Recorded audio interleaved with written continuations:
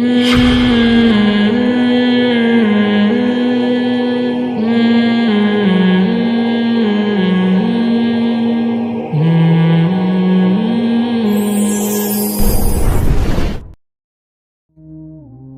پاکستان کا جو فیوچر ہے نا، یہ بہت ڈینجر، ہر لحاظ سے صحتوں کا بھی بیڑا غرق ہونے والا ہے، مذہب کا بھی بیڑا غرق ہونے والا ہے،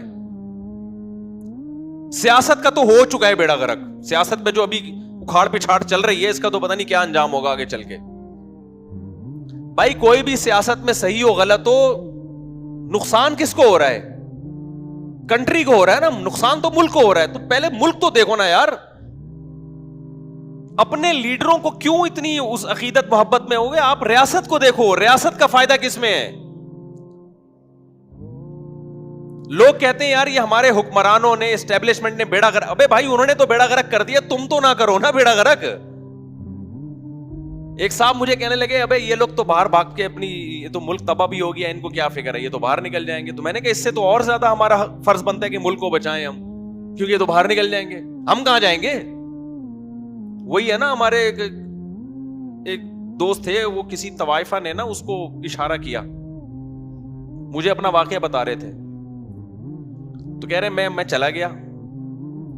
میں نے پوچھا جی کیا کام ہے؟ کہتی مجھے لے کے بھاگ جا. کہتے میں نے کہا میں تجھے لے کے بھاگوں گا، مجھے کون لے کے بھاگے گا؟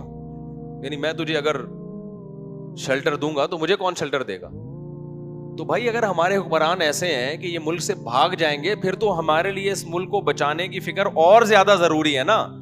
تو میرے بھائی میں کسی کو نہ گدھا کہہ رہا ہوں نہ کوئی انسان کہہ رہا ہوں، میں تو آپ کو صرف یہ بتا رہا ہوں کہ ہم نے کیا کرنا ہے. ہر سطح پہ مذہب کو بھی بچانے کی کوشش کرنی ہے.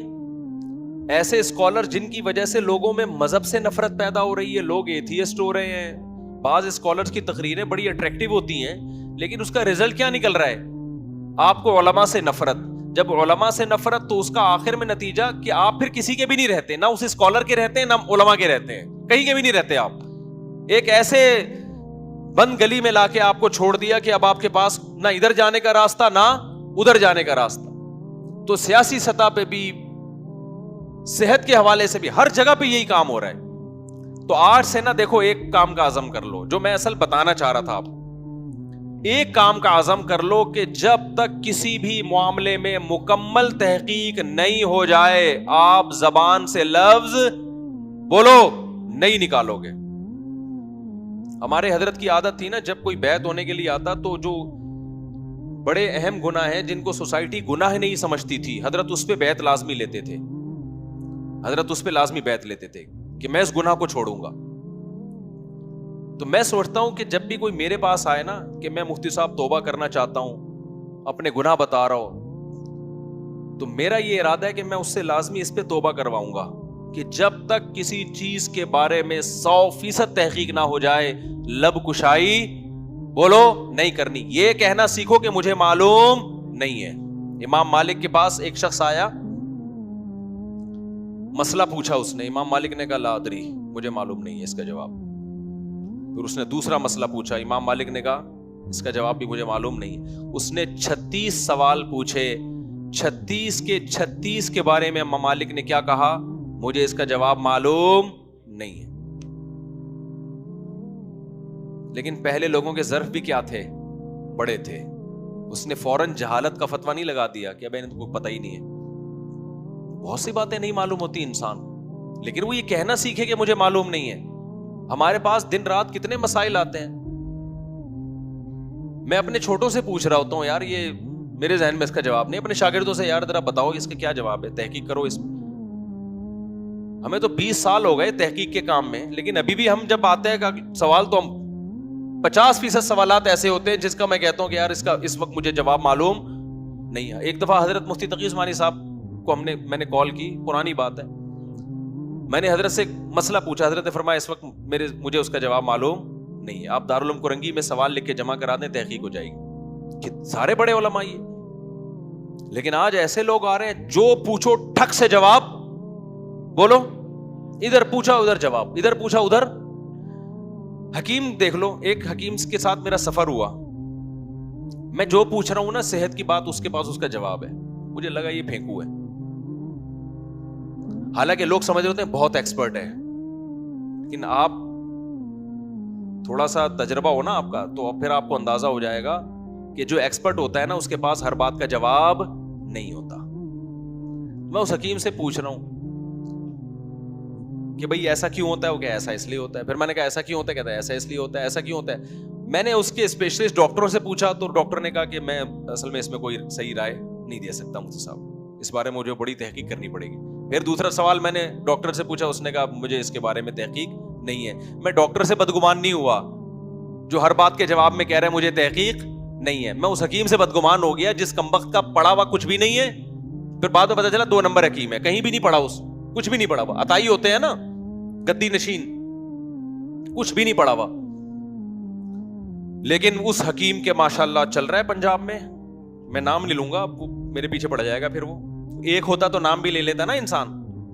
روحانی علاج کے بھی دفتر چل رہے ہیں اس کے, اور ماشاءاللہ منجن بھی دبا کے بک رہے ہیں. پتہ نہیں لوگوں کی صحتوں کا کیا حال ہو رہا ہوگا. ہر آدمی ہر فیلڈ میں. تو میں جو بیان لے کے چلا تھا نا کہ پورے اسلام میں داخل ہو جاؤ, میں کہہ رہا تھا کہ بعض دفعہ انسان قربانی اس لیے نہیں دے پاتا کہ وہ اتنا کنفیوز ہو چکا ہوتا ہے, تجزیہ ہی نہیں کر پا رہا ہوتا. جب کنفیوز ہوتا ہے تو اس کے لیے مثال کے طور پر ایک عورت ہے, وہ پردہ کرنا چاہتی ہے, لیکن اس کو پردہ کرنے میں بہت بڑی قربانی دینی پڑے گی, جیسے کہ دینی پڑتی ہے. لیکن کسی اسکالر نے اس کے دل میں شک ڈال دی ہے کہ اسلام میں ایسا پردہ ہے ہی نہیں جیسا تم کرنا چاہ رہی ہو. اب وہ قربانی دے گی نہیں؟ شک پڑ گیا نا اس کو, یار پتہ نہیں یہ میں جتنا کچھ کر رہی ہوں کہ یہ اسلام کا حکم بھی ہے یا نہیں ہے, کہ بھئی یہ جو ہے یہ کریں بھی کہ نہیں کریں. ہر چیز میں شک, ہر چیز میں شک. طلاقیں دینے کے بعد تو یہی ہوتا ہے. 3 طلاقیں دینے کے بعد جب فتویٰ دیا جاتا ہے نا کہ طلاقیں ہو گئی ہیں, بہت بڑی قیامت ٹوٹتی ہے میاں بیوی پہ. وہ قربانی دینے کے لیے تیار ہو جاتے ہیں کہ یار جب اللہ رسول کا حکم ہے ہم زنا نہیں کر سکتے. کہیں سے فتویٰ مل جائے گا 3 کتنی ہیں, 1. اب شک پیدا ہو گیا نا, اب کہتے ہیں یار اب یقینی حکم تو نہیں ہے یہ. ہر چیز میں کیا ہو رہا ہے, یہ اس زمانے میں نا اسلام کے ساتھ جو سب سے بڑا ظلم ہو رہا ہے وہ اس زمانے میں ان نام نہاد مذہبی اسکالرز کی وجہ سے ہو رہا ہے کہ ہر چیز کو انہوں نے کیا کر دیا, شک ڈال دیا. تراویح کا دیکھ لو, امت ہمیشہ سے 20 رکعت پڑھتی آئی ہے. رمضان میں لوگ قربانیاں دیتے تھے کہ یار سنت ہے, اتنا ثواب ملتا ہے. اب اس میں کیا ہے, شک, یار پتہ نہیں 20 ہیں 8 ہیں,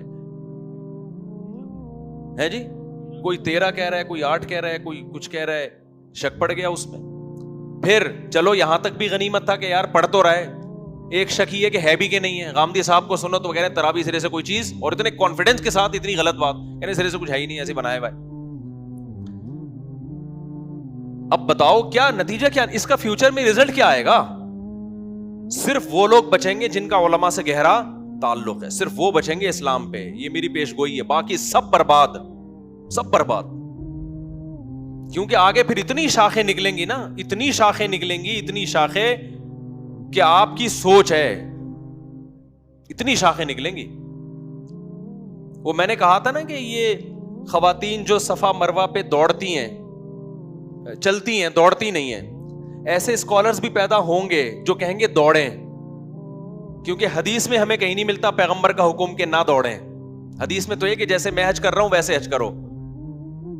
اگر آپ اسلاف کو فالو نہیں کریں گے نا اور ہر چیز پہ حدیث مانگیں گے, تو ہمیں خواتین کے صفا مروہ پہ دوڑنے کی ممانعت پر کوئی واضح دلیل نبی سے نہیں ملتی. تو میں نے یہ پیشگوئی کی تھی, دیکھنا فیوچر میں ایسے اسکالرز پیدا ہوں گے جو کہیں گے عورت بھی وہاں پہ دوڑے گی. اور میں نے نیٹ پہ دیکھا ایسے اسکالر پیدا ہو چکے ہیں, اور وہ ہیں بھی ایسے نہیں جو مشہور نہ ہو, دنیا ان کو فالو کرتی ہے, ان کا فتویٰ آ گیا ہے کہ بھئی عورت بھی دوڑے گی, یہ رکنے, یہ آہستہ آہستہ چلے گی. یہ کہاں سے ثابت ہے؟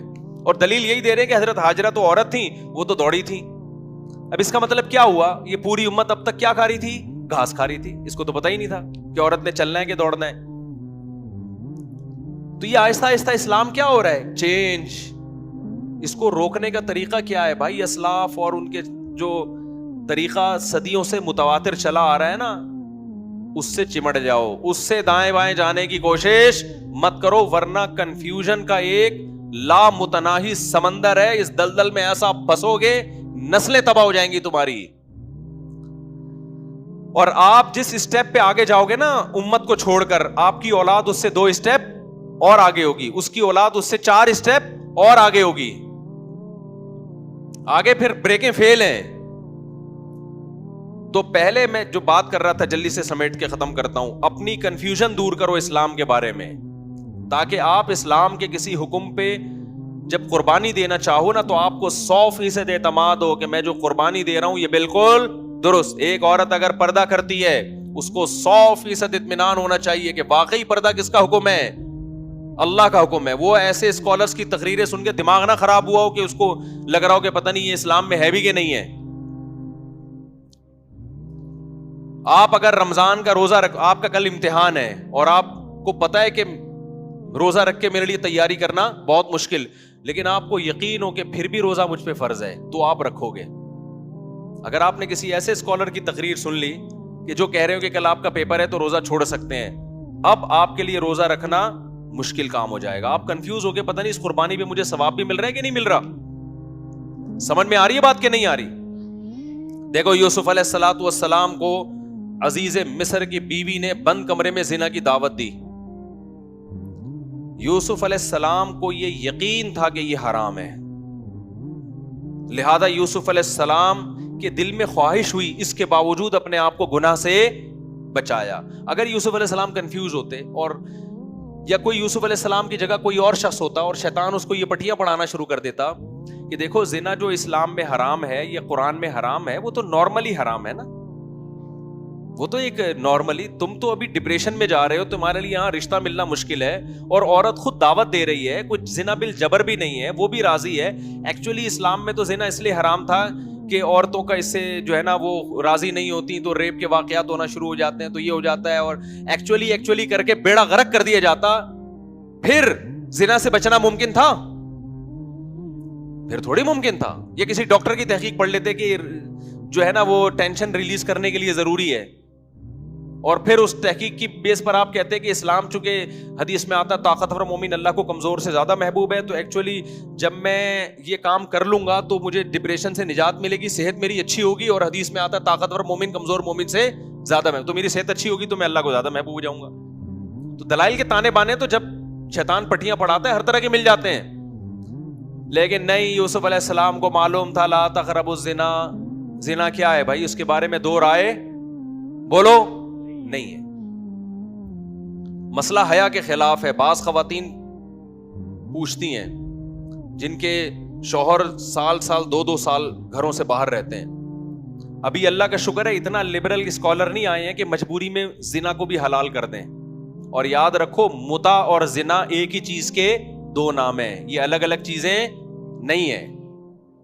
لوگ کہتے ہیں نہیں متع میں گواہ بھی ہوتے ہیں, زنا میں گواہ نہیں ہوتے, تو اس کا مطلب زنا پہ 2 بندوں کو گواہ بھی بنا لیا آپ نے, یہ تو اور غلط زنا ہو گیا نا. یہ یعنی زنا تو اور زیادہ برا زنا ہو گیا کہ متع ٹیمپریری آپ اس سے 2-3 گھنٹے کا 1 ہفتے کا ایگریمنٹ کر رہے ہو اور اس پہ 2 بندوں کو گواہ بھی بنا لیا, تو یہ تو ایسے جیسے زنا پہ گواہ بنا لیا آپ نے. تو اب بعض خواتین جن کے شوہر باہر رہتے ہیں وہ یہ پوچھتی ہیں, مسئلہ بے حیائی کا دور ہے نا, انٹرنیٹ پہ کیا کیا کچھ فحش دیکھا جا رہا ہے, تو وہ کہتے ہیں ہم کسی بھی طریقے سے کیا اپنی خواہش پوری کی جا سکتی ہے, ہمارے لیے کوئی گنجائش ہے زنا سے علاوہ؟ تو میں جب جواب دیتا ہوں بھائی یہ جائز نہیں ہے, آگے سے سوال ہوتا ہے پھر ہم کیا کریں بھائی, ہمارے تو شوہر ہی 1.5-2 سال کے بعد آتے ہیں. بھائی صبر کریں, اس کے علاوہ آپ کے پاس کوئی آپشن نہیں. یہ شوہر سے لڑیں کہ شادی ہوئی ہے تو یہاں رہو.